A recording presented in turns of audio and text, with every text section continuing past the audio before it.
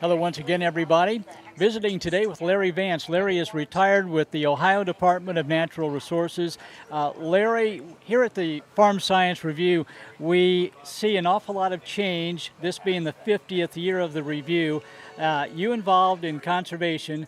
We have an amazing area, the Gwin Conservation Area now. Can you compare what you see today with those early years? Oh, sure.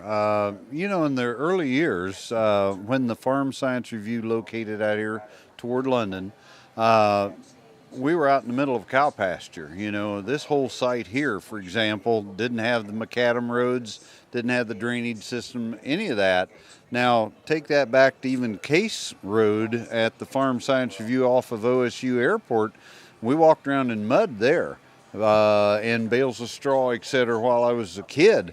I even go back beyond that, clear back to Peebles, Ohio, to the Farm-A-Rama. So, I've got a few years to compare to, but at this site, the conservation program started with the site, and we created a conservation area right here on the exhibit area. But greater than that, the Gwin Conservation Area gave us a chance to show farmers what could be done in a number of areas on their farm. We created a wetland, created a couple farm ponds, forested area with reforestation, stream stabilization, a lot of nice areas out there. Now it's developed into an area of where people take the wagon tours, have information as they go. Of course, ODNR has done a great job of putting resources out there in terms of people to talk to, again, about wildlife, forestry, geologic survey, you name it. And it's been wonderful for ODNR to have the area out here to work with, but certainly I think for farmers in general, this conservation area has no peer, and certainly the Farm Science Review is just outstanding. You know, Larry, oftentimes farmers in the past have been slow to change. A lot of people are slow to change. How do you look at how fast farmers were able to change their practices with conservation on their farms after seeing what was done here at the review? Well, I think it's an evolution process. Farmers watch other farmers, and certainly out here they get a chance to do hands-on work with dealers, see the field activity and so on. Take no-till.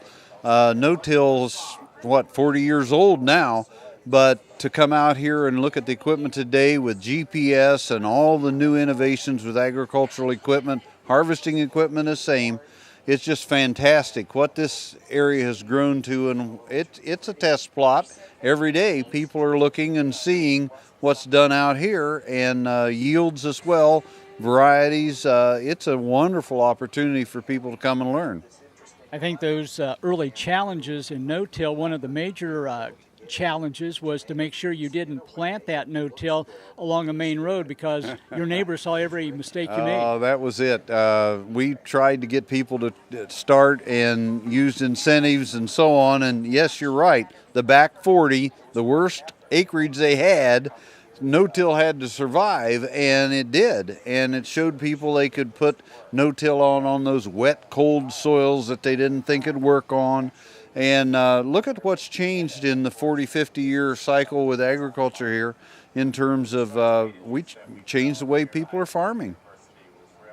You know, Larry, too, when you take a look at what we've accomplished, how far in the future, be a prognosticator, and how far in the future, how far can we go with conservation? Well, I think people's consciousness have been raised tremendously, and I was talking earlier about berms along streams. Farmers wouldn't have done that 15 years ago. They're seeing it now as to their advantage. That's the first area that gets wet. It's the last area to dry out. You've got wildlife and shading from trees and everything else is competition. Why not back off those stream banks and let them be a living filter, at the same time keeping pollution from the fields or from the streams and so on, helping the water quality? It's just a natural thing, I think, as people look at conservation and work it into their system, whether it's managing a forest, whether it's managing cropland. It's something everybody does because it's the right thing to do.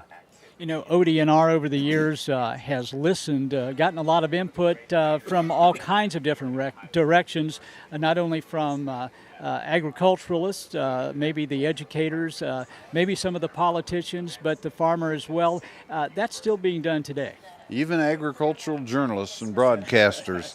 Absolutely. I mean, this is OSU and the Farm Science Review in particular have been a source of information for agriculture and farmers, not just in Ohio, but neighboring states as well. And I'm just really proud of what's been accomplished here by a legion of people that are just dedicated to the task of education and information.